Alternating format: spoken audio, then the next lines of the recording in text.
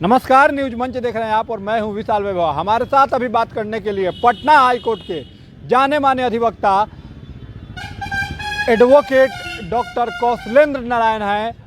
क्योंकि ये बीजेपी में भी जो है वरिष्ठ नेता हैं और बीजेपी में काफ़ी सक्रिय भूमिका में भी रहते हैं, तो हम इनसे जानेंगे। चूँकि लगातार बिहार के उप मुख्यमंत्री सह भू राजस्व मंत्री विजय कुमार सिन्हा इन दिनों एक्शन मोड में हैं और कहीं ना कहीं हालांकि विपक्ष इसको लेके तंज जरूर कस रहा है कि जो है लग रहा है कि सरकार और अधिकारियों में बन नहीं रही है, जिसके कारण जो है अधिकारियों को हड़काने का काम किया जा रहा है। क्या सच्चाई है? चूँकि एडवोकेट है सर, तो सर से बढ़िया कोई नहीं बता पाएगा। सर, विजय सिन्हा लगातार एक्शन में है, नया साल का पहला दिन है और लगातार एक्शन में विजय सिन्हा है। सर, प्रथम तो मैं आपको धन्यवाद देना चाहता हूं, आपको और आपके चैनल के प्रति, क्या ज्वलंत मुद्दा पर आम जनमानस के बीच में हमारी और बीजेपी की बातों को ले जाने के लिए हम तक पहुंचे हैं, इसके लिए मैं शुक्रिया अदा करता हूं। रही बात, आपने कहा कि विजय सिन्हा जी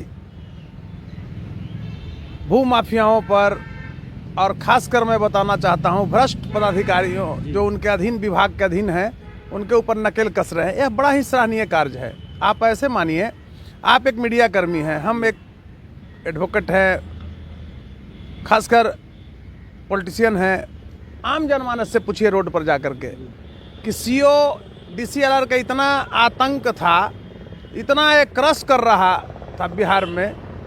अगर विजय सिन्हा ने उस भ्रष्टाचारी अफसरों के खिलाफ कार्रवाई करने के लिए, सुधारने के लिए अगर अभियान चलाया है, अभी आपको पता है परमंडल स्तर पर अभियान है, बड़ा ही सराहनीय अभियान है।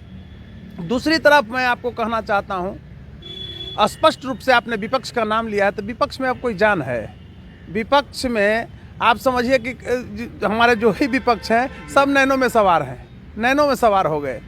तो कहने का अभिप्राय यह है कि पक्ष हो या विपक्ष, राजनीति अपनी जगह है, लेकिन अगर रियल में सुधार की बात हो तो विपक्ष को भी वाहवाही देनी चाहिए। और मैं एक बताना चाहता हूं, विपक्ष का एक आध दो प्रवक्ता भले नहीं इस पर गंभीर हों, लेकिन आम जनमानस विपक्ष का भी है, वो विजय सिन्हा को वाहवाही दे रही है। क्योंकि ये भ्रष्ट सीओ, आरओ और डीसीआर के प्रति जो कार्रवाई हो रही है, ये बड़ा ही सकारात्मक संदेश है सरकार के लिए, सरकार के प्रति आम जनमानस में।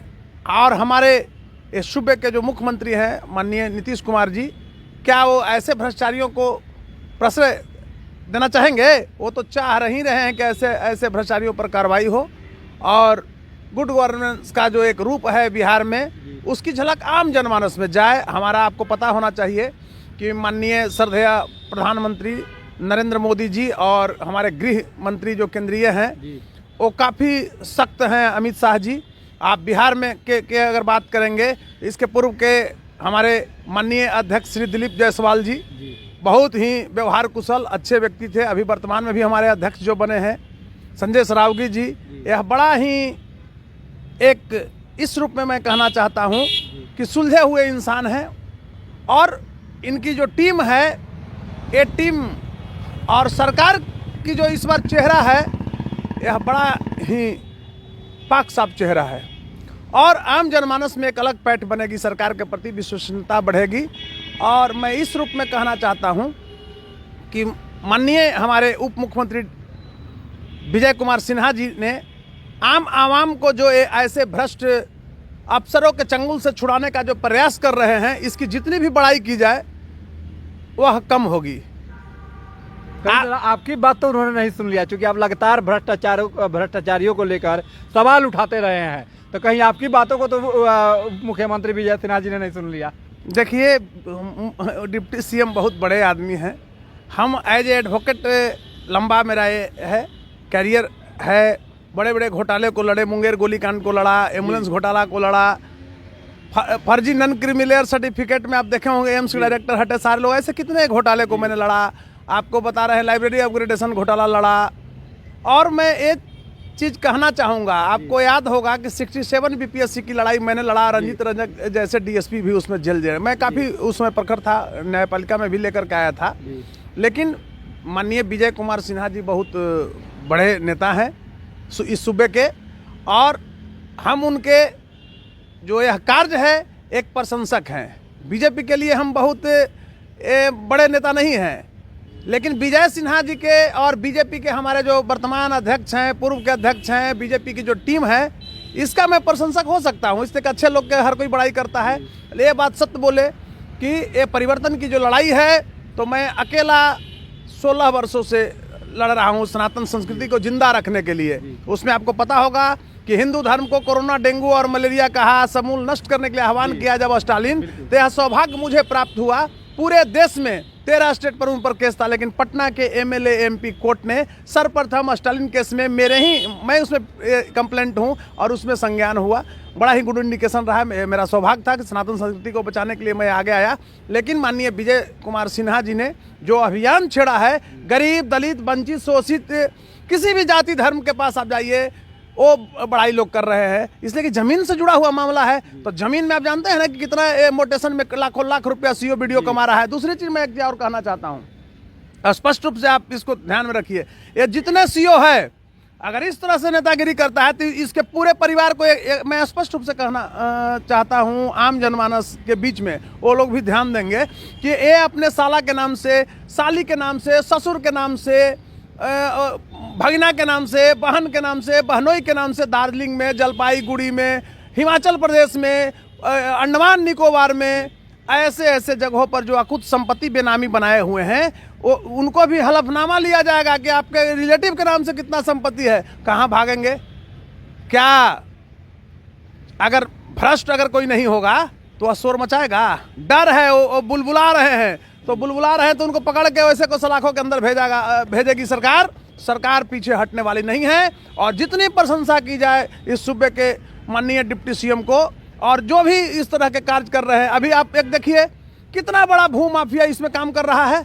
एक नया चीज मैं आपको बता रहा हूं, सरकार जो पर्ची देती है बसने के लिए दलितों को, जिसके पास जमीन नहीं है उनको, और वो लोग कर क्या रहे हैं, एक माफिया लगा हुआ है, पर्ची लेता है, उस जमीन को भी पूर्णिया में मैक्सिमम आपको मिलेगा, सेलेबल नॉन सेलेबल वहाँ केसेस है, तो वो लोग बेच दे रहे हैं। तो सरकार को सीज कर लेना है वह जमीन को। भू माफिया नहीं बेचवा सकते हैं, बेच नहीं सकते हैं आप जमीन को, वह सिर्फ बसने के लिए आपको दिया गया है। तो बताइए कि एक ऐसा डिप्टी सीएम इतना बड़ा सामाजिक स्तर पर काम अगर सरकार के लिए हक में, हकूक में और पार्टी हित में कर रहा है, तो कितना बड़ा प्रशंसनीय कार्य है।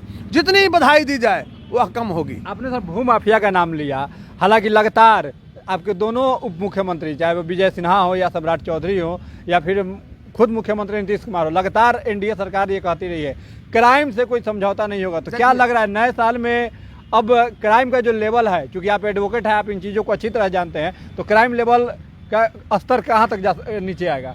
देखिए, मैं एक चीज़ कहना चाहता हूँ स्पष्ट रूप से, हमारे जो डिप्टी सीएम अभी गृह विभाग भी मिला हुआ है माननीय सम्राट चौधरी जी, मैं स्पष्ट रूप से आपको एक झलक के साथ, देखिए कोई भी टॉपिक पर आप बात करते हैं तो उसकी झलक आम जनमानस में होना चाहिए, साफ होना चाहिए। तो मैं बता रहा हूं, औरंगाबाद जाने के क्रम में कितना रोड जाम रहता है। बगल में आप देख लें, पटना वाले देख लें जाकर के, औरंगाबाद जाने वाले जो लोग हैं कि दुल्हिन बाजार में एक घंटा जाम रहता था। आज यह श्रेय जो है डिप्टी सीएम इस बिहार के माननीय सम्राट चौधरी जी का है। भू माफियाओं पर नकेल कस रहे हैं।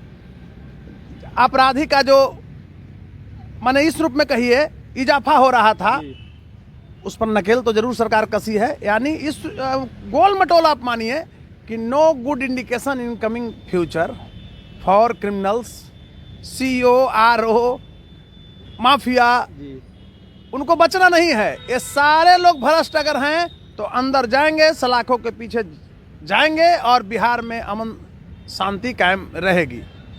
लेकिन सर, सम्राट चौधरी को बुलडोजर बाबा कहा जाता है कि जो है गरीबों का घर उजाड़ दे रहे हैं, तो इस तरह से जाम से मुक्ति मिलेगी गरीबों को हटाकर। आप ये बताइए, गरीबों का घर कहाँ उजड़ रहा है? आप अभी चले जाइए, मैं बता रहा हूँ स्पष्ट रूप से, आप जा करके अशोक राजपथ में घुसते हैं, बिहारी साउथ लेन में जाइए, सब्जी बाग में जाइए, रोड को इंक्रोच किए हुए है, तो गरीब का घर उजड़ रहा है, इंक्रोचर का घर उजड़ रहा है। हाँ, कुछ लोग अगर आप ये मानिए कि सरकार का है कि साफ सुथरा हम रखें, अब रोड पर आप आ जा रहे हैं और एक आपको पता है कि पटना में एक चाय जो भी बेचता है वो 5,000 डेली कमाता है, 10,000 रुपया। तो अगर 10,000 वो कमा रहा है तो गरीब है, 3 लाख 4 लाख एक नहीं कमाता है। मैं आपको वानगी बता रहा हूँ, यहाँ कब्जा होता है, कब्जा लोग रोड को करता है, 10-10 15-15 दुकान, 10-10 15-15 गुमटी डाले हुए हैं और 10-10 20-20 हज़ार रुपया वो महीना वसूलता है। तो ऐसे लोगों पर कार्रवाई हो रही है। वो गरीब क्या, वो तो बेचने वाला है, सेल्समैन को कितना मिलता है। तो बड़े बड़े लोग ये गरीब का नारा दे करके और सबसे बड़ा उस गरीब का शोषक हो रहे हैं, उससे 2-3 हज़ार रुपया देते हैं, बाकी अपना धंधा पानी कर रहे हैं। यानी गुमटी पटना में एक हम मैंने आश्चर्य बताएंगे, एक आदमी के बारे में सुने कि मेरिन ड्राइव पर वो 70 को गुमटी लगाए हुए हैं, 70 को दुकान लगवाए हुए 70 गुमटी 70, और वो रंगदारी वसूलता है 10,000 महीना बाद, 7 लाख रुपया किराया से आता है। अगर वैसे लोगों को खाली करा दिया जाता है तो क्या आपको दिक्कत हो रहा है? आम जनमानस तो कम से कम शांति से है ना। अपराधीकरण जो हो रहा है उस पर नकेल तो कसाएगा ना। एक आदमी खा रहा है पैसा, बिचौलिया खा रहा है, आम जनमानस में वह जाएगा, आम दलितों में जाएगा, गरीबों में जाएगा, तो बताइए किसको आप पसंद करेंगे?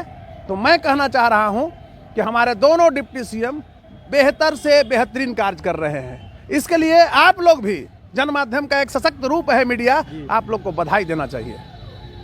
धन्यवाद सर। तो देखिए, ये थे हमारे साथ बात करते हुए पटना हाईकोर्ट के जाने माने अधिवक्ता एडवोकेट और डॉक्टर कौशलेंद्र नारायण, जिन्होंने अपनी बातों को स्पष्ट रूप से रखा और कहा कि जिस तरह से बिहार में दोनों उप मुख्यमंत्री और एनडीए सरकार कार्य कर रही है, खासकर अपराधियों पर जो नकेल कस रही है, इसकी जितनी तारीफ किया जाए उतना कम है। बने रहिए न्यूज मंच के साथ।